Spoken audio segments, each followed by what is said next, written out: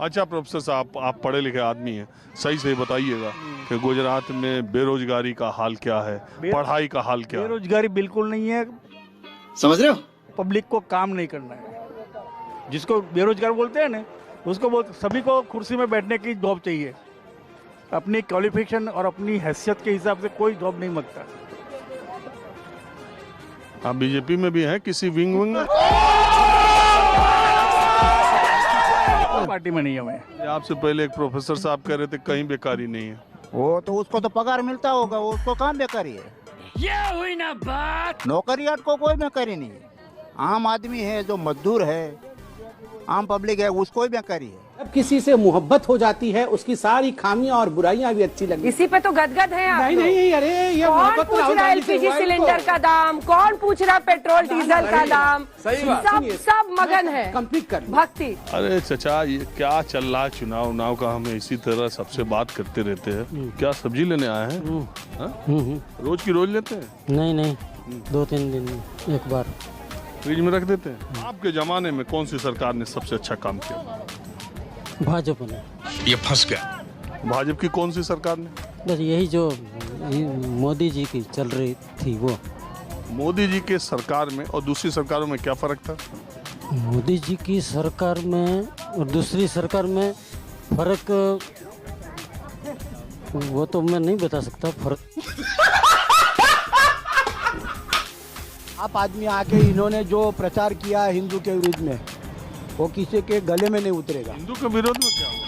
हिंदू के विरुद्ध में ही नहीं, ये सब बोलते हैं कि हिंदू को नहीं चाहा, ब्रह्मा विष्णु महेश को नहीं मानना है, हिंदू को नहीं, भगवान को नहीं मानना है। ये कहाँ आ गया भगवान को नहीं मानना? तो है ही नहीं। तुम व्हाट्सएप पे देखो, सोशल मीडिया पे। हाँ सोशल मीडिया पे व्हाट्सएप से पता चलता है? पता चलता है ना, बहुत चलता है, पता चलता है। व्हाट्सएप से जानकारी मिलती है? बहुत उससे ही जानकारी मिलती है। अच्छा, आपको सबसे ज्यादा जानकारी किससे मिलती है?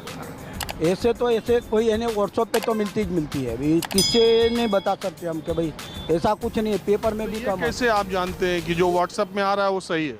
क्या बात है सर, क्या बात, ये बात है। वो भी अपने मानते हैं कि सही नहीं है। इस प्रकार की बचकाना बातें किसी के गले नहीं उतरती, लोग मजाक उड़ाते हैं।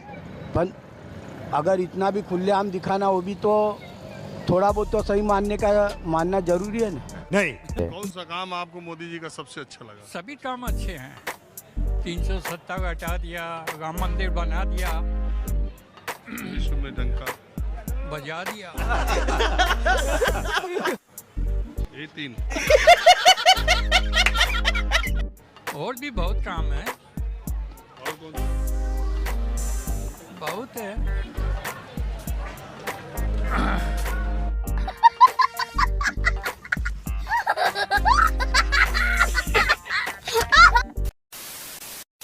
क्या करते हो पहले ये बताओ? मैं काम करता हूँ। मैं नौकरी है? जी, नौकरी है।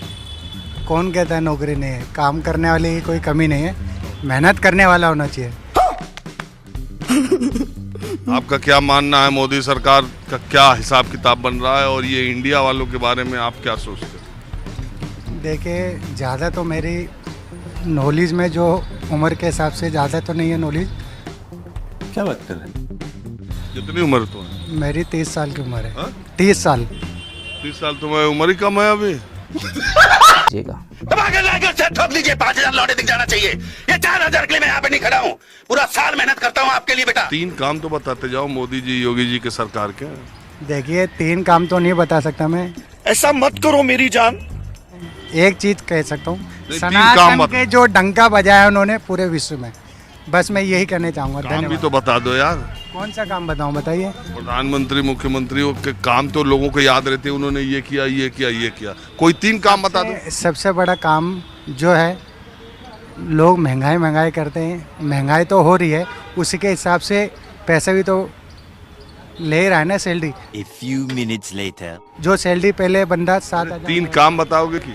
सर मुझे 3 काम का ये पता है, सनातन का उन्होंने नाम रोशन करा है। बस यही तीनों है? जी सर। चलो।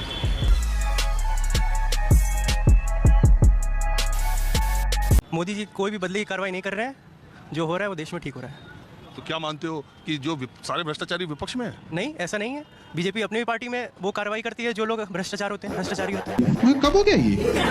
अभी जो अच्छा तुम्हें मालूम नहीं होगा, लेकिन अभी कर्नाटक में 8 करोड़ रुपए बीजेपी के नेता के परिवार के में वो बरामद हुए और वो जेल तक भी नहीं गया। हाँ तो उसकी कार्रवाई होगी ना, उस पे उसको बेल भी मिल गई। उसकी कार्रवाई होगी। अब ऐसे सोचने वाले तो फिर आप लोग एक ही तरफ चलते रहिए कि हाँ विपक्ष में ये सारे जो होगा, जो गलत होगा उसके खिलाफ पक्का हम नहीं, आप क्या सोचते हो? हम तो बता सकते हैं आपको। मैं तो यही सोच रहा हूँ कि बीजेपी एक अच्छी पार्टी है। बीजेपी सबके खिलाफ सेम अपना फैसला रखती है, कोई भी उसमें विपक्ष। जो बीजेपी अच्छा काम कर रही है उसमें कौन सा काम तुमको सबसे अच्छा लगा? सर कोई भी मतलब अपने धर्म के बारे में जो सोच रहे हैं, उससे मेरा क्या फायदा हुआ, मुझे क्या मिला? वो मतलब हिंदू राष्ट्र के लिए वो जो बना रहे हैं, मतलब हिंदू राष्ट्र तो नहीं लेकिन सबके लिए इक्वलिटी रखना, और जो मुस्लिमों को अलग से एक दर्जा मिलता था, उनका एक अलग से सिविल कोड था, सब कुछ था, उसको हटाने के लिए जो भी चल रहा है। अभी राम मंदिर इतने सालों बाद वो सब क्लियर हुआ, तो सर 370 हटा जम्मू कश्मीर से, वो हमारा भी पार्ट है। तो यही सब है, बहुत सारी चीजें हैं जो बीजेपी ने बदली, जो पिछली सरकारें नहीं बदल पाई। प्रधानमंत्री जी को पूरे देश में ये देखना चाहिए कि उनके यहाँ कोई ऐसी धुलाई मशीन लगी हुई है कि शारदा चिटफंड घोटाले वाले को अपने पार्टी में लाते हैं, धो के बाहर कर देता जाता है। अजीत पवार को अपने यहाँ पार्टी में लाते हैं, पहले भ्रष्टाचार का आरोप लगाते हैं, फिर अपने पार्टी में बुलाते हैं, उसके बाद धो के बाहर निकाल दे रहे हैं, तब स्वच्छ हो जा रहे हैं। कोई ऐसी मशीन इनके पास है, कोई ऐसा यंत्र इनके पास है कि भ्रष्टाचारियों को जो है ले आके अपने यहाँ धुलाई करके फिर साफ सुथरा बना दे रहे हैं, गंगा जल से धुलाई करते हैं। क्या है मामला कि जितने भ्रष्टाचारी इनके दल में आ जाए तो भ्रष्टाचार खत्म हो जाता है। सुधर भी तो जाता है। मान लीजिए पहले अपराध किया, सुधर गया, इसी को सुधारात्मक दंड में देखिए, थ्योरीज ऑफ पनिशमेंट में दंड के सिद्धांत में 4 तरह के दंड बताए गए, तो एक ये भी है सुधारात्मक। ऐसा पनिशमेंट दीजिए कि आदमी सुधर जाए। तो सुधार तो नहीं है, ये एक तरह का दहशत पैदा करना है। सुधार होता तो सुधार में लोग बड़े आराम से उसको आत्मसात करते। ये तो एक तरह का दहशत पैदा करके कि अगर मेरे खिलाफ बोलोगे, अगर सही भी बोलोगे तो उसको मैं झूठ साबित करके आपको फंसा दूंगा।